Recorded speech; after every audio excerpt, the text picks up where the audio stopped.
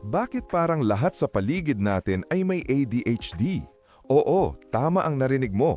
Mula sa mga opisinang punong-puno ng tao hanggang sa mga hotspot ng social media, tila dagsa ng mga tao ang nag-iisip at nag-uusap tungkol sa Attention Deficit Hyperactivity Disorder. Pero, anong nangyayari sa mundo? Sa isang pintig, patingin-tingin sa mga gadgets natin, nagiging mahirap ang konsentrasyon.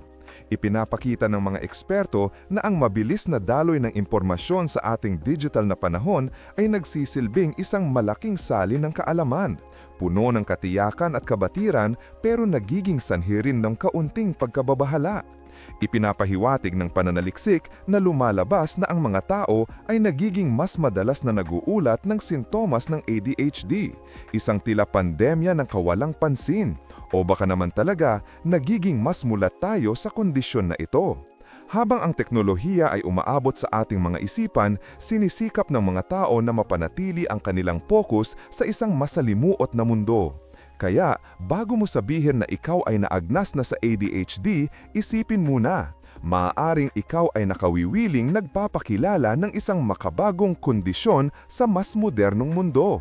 Maging sa galing na dala ng hyperfocus at ang gulo ng distractions, tila ang ADHD ay naging badge of honor para sa ating lahat.